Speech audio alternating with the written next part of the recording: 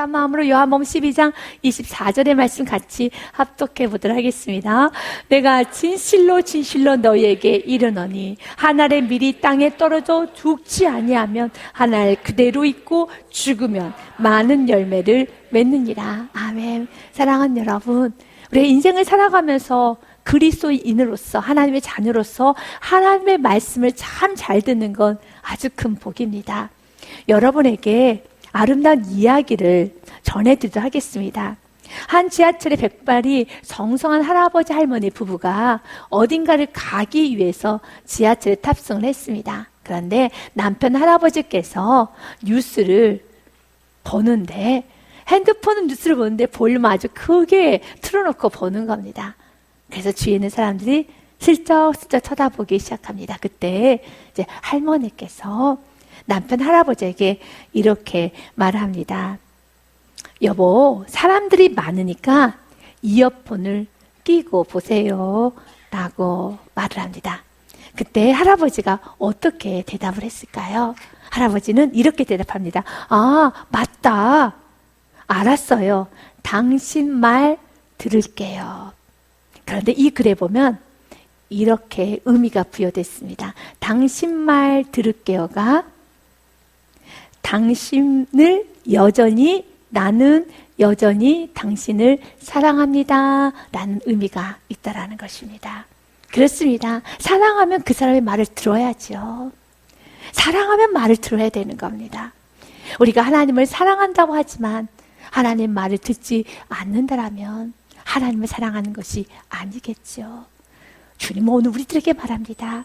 하나님의 말 잘 듣는 거, 이거 복입니다. 여러분 하나님 사랑하시죠? 목소리가 작아지셨어요? 하나님 사랑하시죠? 하나님 말씀 잘 들으시기를 바라겠습니다.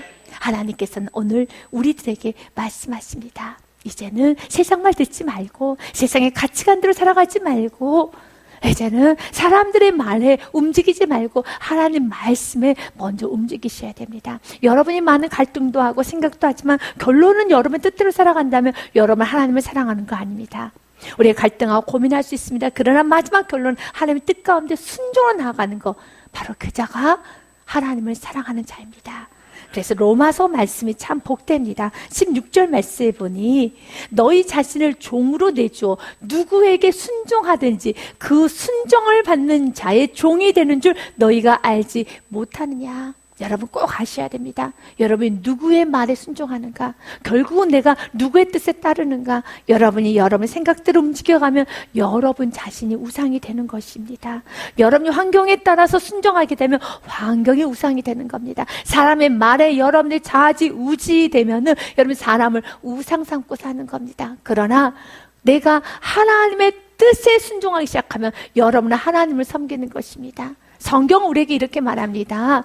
그 순종을 받는 자의 종이 되는 줄을 너희가 알지 못하느냐. 혹은 죄의 종으로 사망에 이르고 혹은 순종의 종으로 의에 이르니라. 우리는 하나님의 말씀을 따라야 되는 하나님의 그 종으로서 순종하셔야 합니다. 하나님은 오늘 우리에게 말씀하십니다. 내가 너에게 진실로 이르노니 한 알의 밀이 땅에 떨어져 죽으면 많은 열매를 맺는다 말씀하셨어요. 그러면서 우리 주님께서 오늘 우리들에게 한 알의 밀알이 되기를 원하십니다. 한 알의 밀알이 된다는 것은 헌신한다는 겁니다. 나를 죽이는 것입니다. 내가 사라지는 것입니다. 여러분, 우리는 하나님의 뜻에, 하나님의 말씀에 하나님을 위하여 헌신하는 것, 그보다 더 아름다운 일은 없습니다. 그렇기 때문에 먼저 우리가 깊이 생각해 봐야 되는 것은 내가 지금 하나님의 뜻에 순종하고 있는가, 도대체 하나님의 뜻이 무엇인가는 아셔야 됩니다. 사도 바울 그가 예수를 만나기 전에는 하나님을 무척이나 사랑하고 하나님 말씀에 순종한다 하면서 예수 그리스도를 핍박하고 예수 그리스도를 믿는 자를 죽이고 교회를 무너뜨리는 그 일을 앞장서서 했습니다. 그는 헌신을 하면 할수록 이건 하나님의 뜻이야 라고 헌신을 하면 할수록 더 많은 죄를 졌어요. 왜요? 하나님의 뜻을 제대로 몰랐기 때문에. 사도행전 9장 말씀에 보면 사도 바울의 과거 예전의 모습이 이렇게 기록되어 있습니다. 사울이 주의 제자들에 대하여 여전히 위협과 살기가 등등할 대생에 가서 살기가 등등합니다.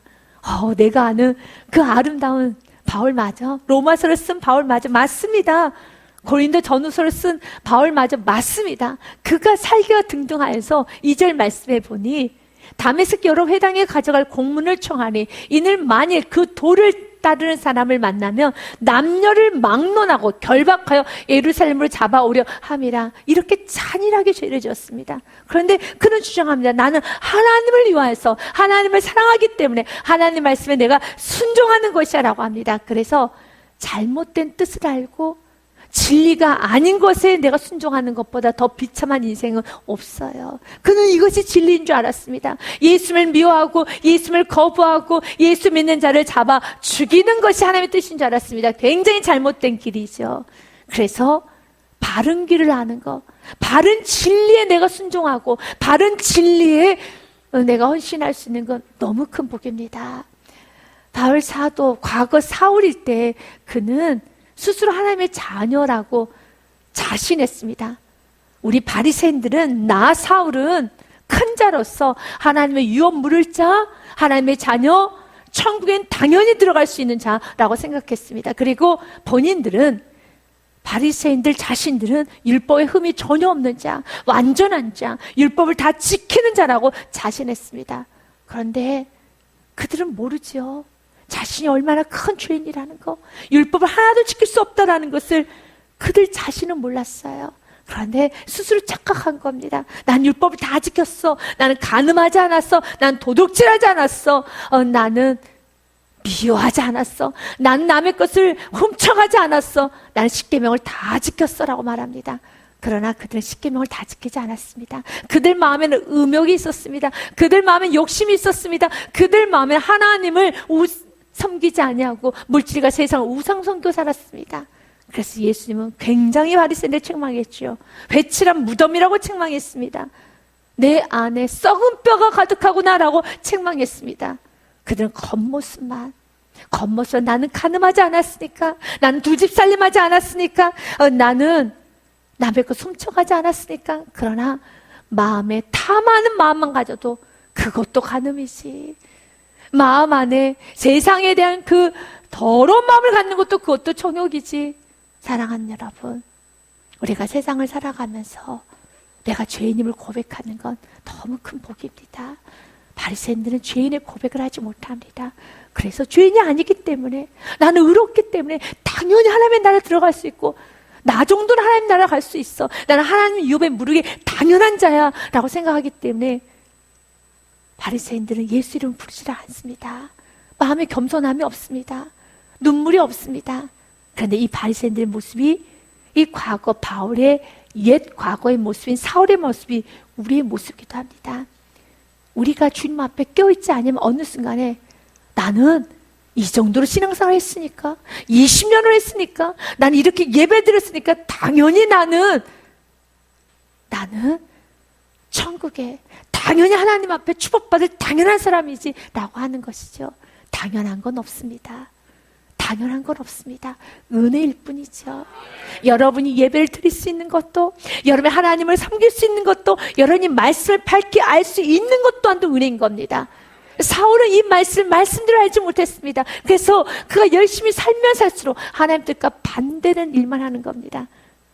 그래서 예수님께서는 요한복음 9장에 이렇게 말씀하셨어요. 맹인을 치료하고 난 후에 예수님이 이런 말씀하셨어요. 예수님께서 이르시되 내가 심판하러 이 세상에 왔으니 보지 못하는 자들은 보게 하고 보는 자들은 맹인이 되게 하려 함이라 하시니. 이 말씀을 들었던 바리새인들이 우리들에게 하는 말인가? 우리가 맹인이란 뜻인가? 라고 마음이 찔렸나 봅니다. 그래서 바리새인 중에 예수와 함께 했던 자들이 이 말씀을 듣고 이르되 우리도 맹인인가? 여러분, 이때 어떻게 대답해야 되겠습니까? 우리도 맹인입니까? 라고 했을 때 내 맹인 맞습니다. 맞습니다. 예수님, 내가 맹인입니다. 나의 눈을 떠 주옵소서. 내가 죄인입니다. 나의 눈을 떠 주사. 내가 더 죄를 보고 더 내 안에 있는 부족함을 보고 더 내 안에 있는 모함을 보면서 예수 이름 부르게 하여 주옵소서 라고 해야 되는데 41절 말씀은 예수께서 이렇게 말씀하셨어요.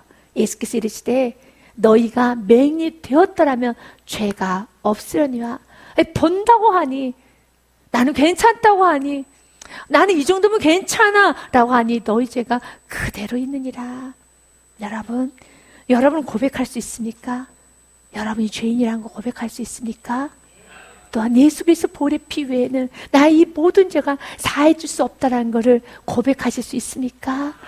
또한 여러분 예수의 은혜가 아니고서는, 주님의 도우심이 아니고서는 한 발짝도 살아갈 수 없다는 걸 고백할 수 있습니까? 이 고백은 더 깊어져야 됩니다. 물론 여러분은 예수님 나의 구원자로 고백했죠. 저도 고백했습니다. 그러나 그 고백은 신앙생활 하면 할수록 더 깊어져서 주님, 은혜 아니면 설 수 없습니다. 은혜 아니면 설 수 없습니다 라고 고백하셔야 됩니다. 그리고 마지막 주님 앞에 섰었을 때는 주님, 오직 은혜로 여기까지 왔습니다. 은혜입니다. 내가 구원받은 것도 은혜이고 내가 사는 것도 은혜였습니다. 오직 주님께 모든 영광 올려드립니다 라는 고백으로 인생이 마무리가 되어져야 합니다. 과거 사울, 그가 예수 그리스도를 만나고 난 후에 이런 고백을 합니다. 디모데 전서 1장 15절이 예수를 만나고 난 후에 사울의 고백입니다. 같이 읽겠습니다. 시작. 미쁘다 모든 사람이 받을 만한 이 말이요, 그리스도 예수께서 죄인을 구원하시려고 세상에 임하셨다 하였도다. 죄인 중에 내가 괴순이라. 아멘. 과거 사울의 이름은 큰 자였었습니다. 그런데 그의 이름이 바울로 바뀌었죠. 바울의 뜻은 작은 자입니다. 맞습니다. 이제 예수를 만나고 나면 우리는 작은 자가 되고 고백합니다. 나는 죄인 중에 내가 괴수 우두머리입니다. 이렇게 고백하고 나면은 예수님을 위해서 헌신하는 거, 내가 사랑하고 나누며 베풀며 살아가는 삶은 그렇게 무겁지가 않습니다. 여러분이 주님을 위해서 헌신하는 삶, 또한 내가 주님의 뜻에 헌신하고 내가 주님의 말씀대로 사는 그 삶이 좀 무겁게 느껴진다라면 더 어디서 구원받았는가, 내가 어떤 은혜를 받고 있는가, 또한 예수 그리스도의 그 보혈의 피가 얼마나 깊고도 큰 것인가를 알 수 있는 은혜를 날마다 기도하세요. 그 은혜를 알면 알수록 주님, 죄인 중에 계신 내가 구원받았습니다. 주님, 이제 내 남은 생에 주님을 위해서 헌신하겠습니다. 이 고백은 자연스러운 고백이 되는 겁니다. 우리 예수님께서도 이 땅에 자주 말씀하셨어요. 너무나도 겸손하신 예수님께서는 이 땅에서 나는 아버지의 뜻을 전하기 위해서 이 땅에 왔다라고 말씀하셨고, 또한 나의 원대로 마옵시고 아버지의 뜻대로 되기를 원합니다 라고 말씀하셨어요. 바로 예수님이 그렇게 사셨던 것처럼 우리도 이 땅에서 나의 뜻을 주장하는 것이 아니라, 내가 원하는 삶을 사는 것이 아니라, 나의 삶의 한 절 한 절 매 순간순간마다 하나님께서 원하시는 삶, 하나님의 뜻에 내가 헌신해야 되는 겁니다. 그럴 때 여러분 삶은 아주 좋아집니다. 예수님은 오늘 우리들에게 요한복음 12장의 말씀을 통해서 첫 번째로 말씀하십니다. 이제는 하늘의 미랄이 되라고 말씀하십니다. 24절의 말씀 같이 읽습니다. 내가 진실로 진실로 너희에게 이르노니 하늘의 밀이 땅에 떨어져 죽지 아니하며 하늘 그대로 있고 죽으면 많은 열매를 맺느니라. 아멘. 하늘의 미랄이 땅에 떨어져 죽으라는 겁니다. 여러분, 죽으면 열매를 맺어요. 예수님께서도 십자가에서 죽으심으로 온 인류의 구원을 받았던 것처럼 죽어야지만 열매를 맺을 수 있습니다. 내가 썩어 없어져야지만 열매를 맺을 수 있습니다. 이 말이 예수님께서 나도 십자가에서 죽었으니까 이제 구원받은 너희들도 나와 동일하게 이제 한번 당해봐. 이제 너희들도 이제 좀 그 대가를 치러야지 라는 그런 의미일까요? 아니에요. 그런 의미에서 우리 보고 죽으라는 게 아닙니다. 우리 보고 왜 죽으라고 하는가? 왜 미랄되라고 하는가? 열매를 주시기 위해서. 여러분은 어떤 열매를 맺고 싶으시나요?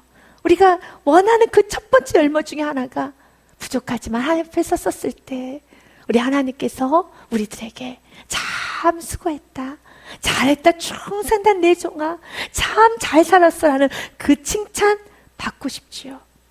그 열매 맺어야 되지 않겠습니까? 또한 내가 아는 나의 자녀, 나의 가족, 나의 부모, 나의 이웃 모두가 저분은 진짜 그리스도인 맞아, 진짜 그리스도이냐 라는 그 칭찬, 그 인정 받으셔야 되지 않겠습니까? 이렇게 나의 삶에 이런 그리스도인다운 열매를 맺기 원한다면 미랄이 되셔야 됩니다. 미랄이 되어야지만 열매를 맺을 수가 있습니다. 여러분, 이 미랄 씨는 너무 귀해요. 너무 아름다운 겁니다. 그 속에 생명이 있기 때문에 씨를 뿌리면은 열매가 맺어져요. 풍성한 열매가 맺어집니다.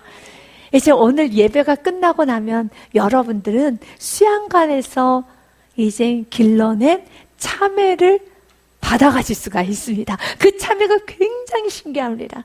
저도 봤는데요, 너무너무 예뻐요. 너무 신기해요. 왜냐하면 그 참외가 어디서 난 것이냐면 5월달에 기억하십니까? 여러분과 함께 온 세대 연합예배를 수양관에서 드렸어요.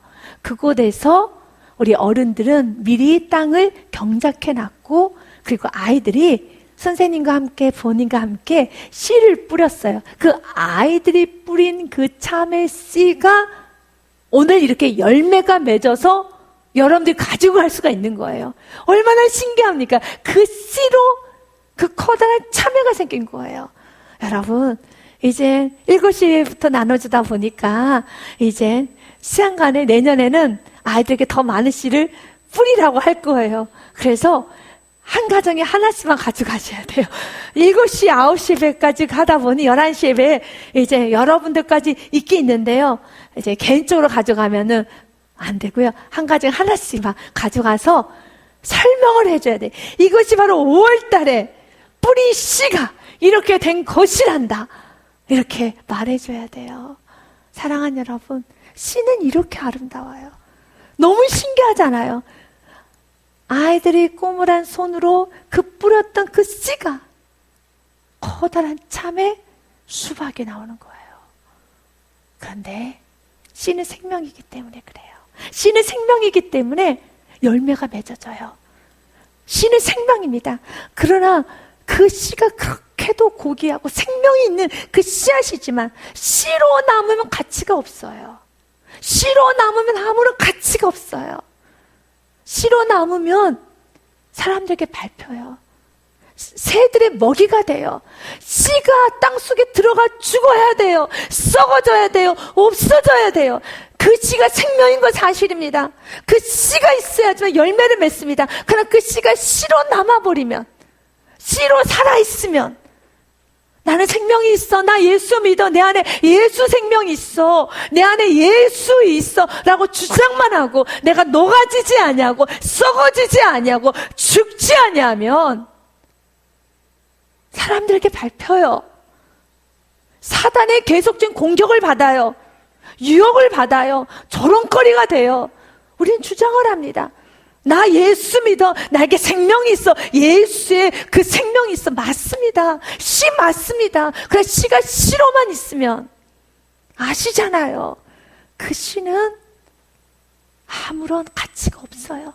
씨가 죽어야지만, 그 씨가 말씀 그대로 하나님 미리 땅에 떨어져 죽어야지만 열매를 맺는 것이지, 죽지 아니하고 하나님 그대로 있으면 새들의 먹이가 되듯이 사단의 공격, 사단의 조롱거리가 되는 겁니다. 그러면 하늘의 밀이 땅에 떨어져 죽는다는 의미는 무엇입니까? 자기를 부인하는 겁니다. 그래서 첫 번째, 자기를 부인하면 열매를 맺습니다. 예수님께서도 마태복음에 말씀하셨습니다. 마태복음 16장 말씀에 보면 예수님께서 제자들에게 이르시되 누구든지 나를 따라오려거든 자기를 부인하고 자기 십자가를 지고 나를 따를 것이니라 라고 말씀하셨어요. 자기를 부인하는 겁니다. 하나님의 뜻과 자신의 생각이 맞지 않을 때 하나님을 교정하려고 하는 것이 아니라 하나님을 흔들려고 하는 것이 아니라 말씀은 그 진리를 가감하고 흔들려고 하는 것이 아니라 힘들지만 아프지만 여전히 내 생각과 나의 고집을 내려놓기 싫지만 그러나 하나님 말씀 앞에 내 생각과 내 고집과 내 감정을 내려놓으셔야 됩니다. 그것이 자기를 부인하는 겁니다. 날마다 자기를 부인해서 여러분의 가정에 생명의 씨앗이기 때문에 가정 안에서 여러분이 있는 그곳에서 하나님 말씀을 그대로 녹여서 나는 없고 하나님 말씀만 살아나는 그러한 삶을 살기 시작하면 가족권의 열매 있습니다. 가정 안에 축복이 있습니다. 평강이 있습니다. 여러분 가정 안에 놀라운 은혜가 있습니다. 그러나 내가 살아있으면 여전히 주장합니다. 나 예수 믿어, 나 기도했어, 나 예배 드렸어 라고 주장만 한다라면, 그리고 녹아지지 않는다라면 열매는 맺을 수 없어요. 씨는 맞습니다. 생명이 있는 것도 맞습니다. 여러분 하나님의 자녀 맞습니다. 그러나 녹아질 때, 죽을 때, 자기를 부인할 때, 하나님 말씀 앞에 자기 자신을 꺾을 때, 그때 열매가 맺는 겁니다. 하나님은 오늘도 우리들에게 열매를 주시기 원합니다. 그래서 25절의 말씀으로 갑니다. 누구든지 제 목숨을 구원하고자 하면 잃을 것이요, 누구든지 나를 위하여서 제 목숨을 잃으면 찾으리라. 주님을 위해서 여러분 이제는 자신의 생각과 자신의 뜻을 내려놓으면 그제서야 모든 열매가 맺혀지게 되는 것입니다. 25절의 말씀에 보면 또 한 번 주님은 이렇게 말을 합니다. 자기 생명을 사랑하는 자는 잃어버릴 것이요 라고 합니다. 여러분이 생명처럼 소중히 여기는 것들은 무엇이 있습니까? 자녀, 가정, 여러분의 직장, 사업장, 물질, 건강, 명예, 사람들의 인정, 여러분의 자존심, 여러 가지 것들이 있을 겁니다. 그래서 이런 것들이 잃어버리게 되면 내 삶의 전체가 부정당한다고 느껴질 정도로 자녀가 무너지면, 가정이 무너지면, 내가 건강을 잃어버리면 내 인생도 끝났다라고 생각하십니까? 그렇게 여러분이 생명 좀 소중히 여기는 것들, 꼭 지키고 싶은 것들, 꼭 쥐고 싶은 것들, 난 절대 이것만큼 못 넣겠어, 난 반드시 지켜서 반드시 나는 좋은 결과를 보아야겠어 라고 하는 것들, 그것을 여러분들은 내려놔야 돼요. 세상의 혼자들도, 세상의 사람들도 소중한 것일수록 내려놓으라고 하잖아요. 그렇지 아니하면 매이게 되고 그것은 독이 되고 여러분에게 전혀 유익이 안 됩니다. 주님은 우리에게 말합니다. 생명점 소중히 여기는 것들을 내가 쥐고 있으면 잃어버리게 됩니다. 그래서 두 번째로 하나님의 중심으로 살면 회복이 됩니다. 자녀가 소중히 여기시는 분들은, 특별히 자녀의 교육에 소중히 여기시는 분들은 학원 근처로 집을 옮깁니다. 회사가 굉장히 소중하신 분들은 회사 근처로 여러분 집을 옮깁니다.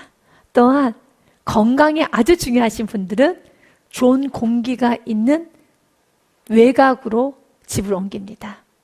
우리 그리스도인들은 하나님 중심으로 산다라는 것은 내가 자녀를 교육할 때도 신앙을 염두에 두고 신앙 교육을 하는 겁니다.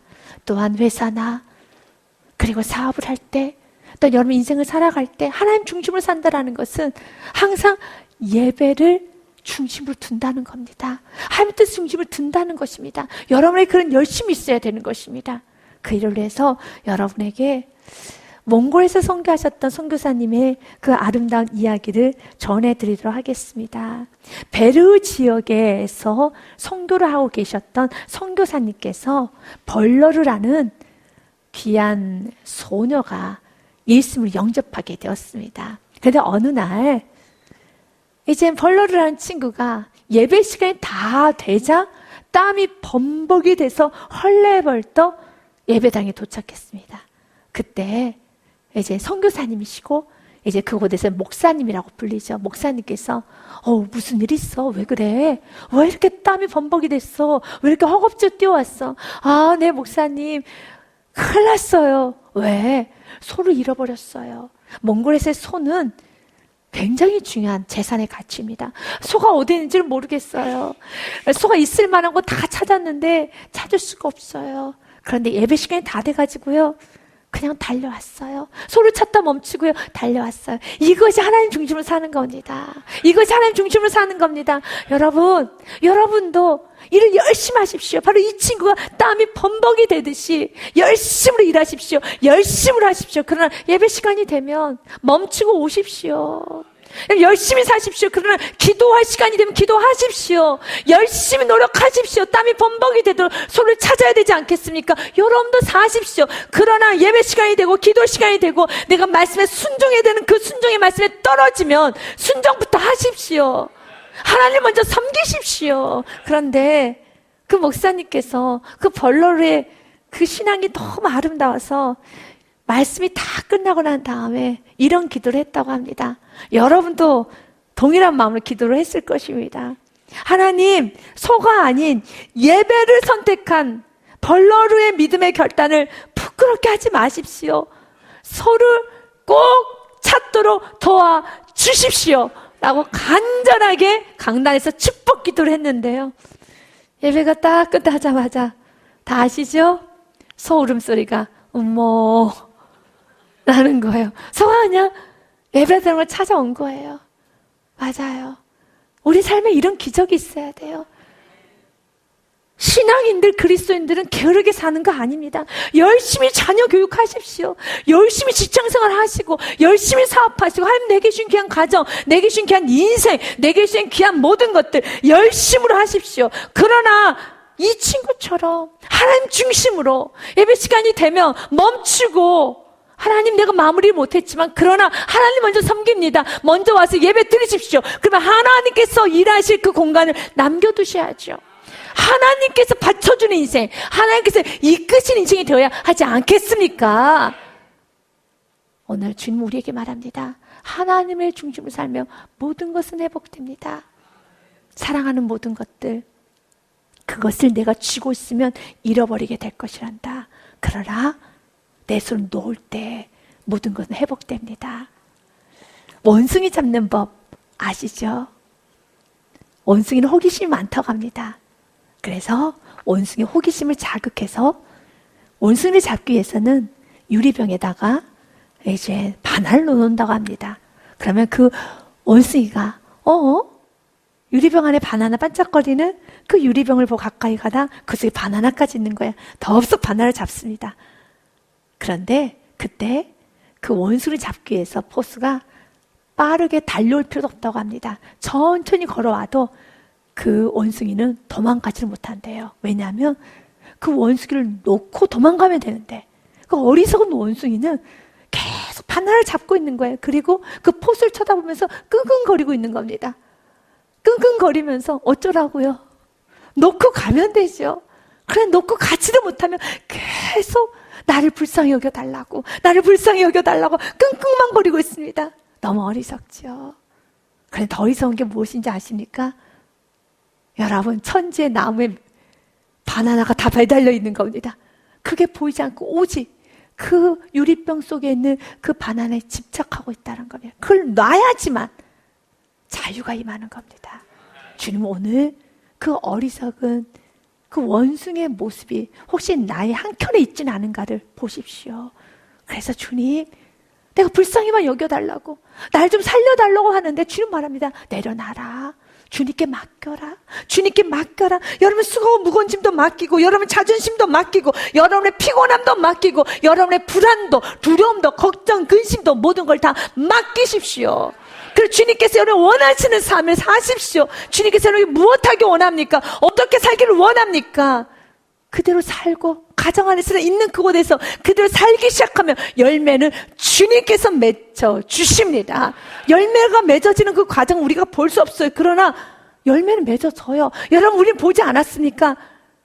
우리 귀한 아이들이 물론 어른들이 우리 귀한 장년부께서 귀한 헌신자들이 그 밭을 갈아주고 밭에 거름을 다 넣어줘서 그렇지만 아이들이 무슨 실력이 있습니까? 그냥 씨를 뿌린 겁니다. 그러나 씨가 생명이기 때문에 참외가 맺혀요.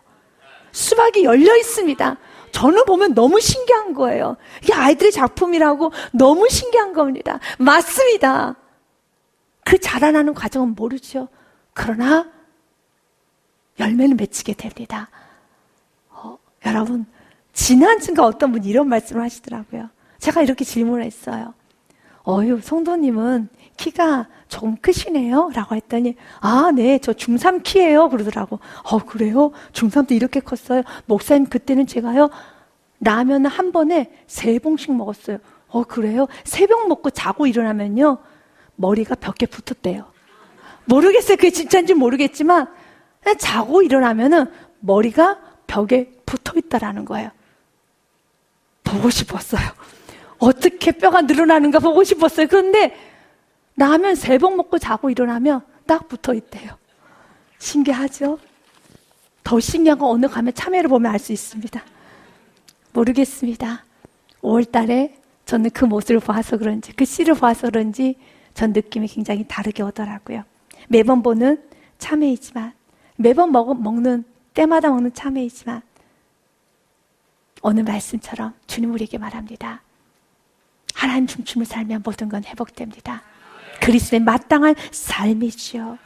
세 번째로, 사랑하는 여러분, 하늘 소망을 두면 보존이 됩니다. 25절의 말씀에 보존이란 단어가 참 귀합니다. 자기의 생명을 사랑하는 자는 잃어버릴 것이요, 그러나 이 세상에서 자기의 생명을 미워하는 자는 영생하도록 보존하여야.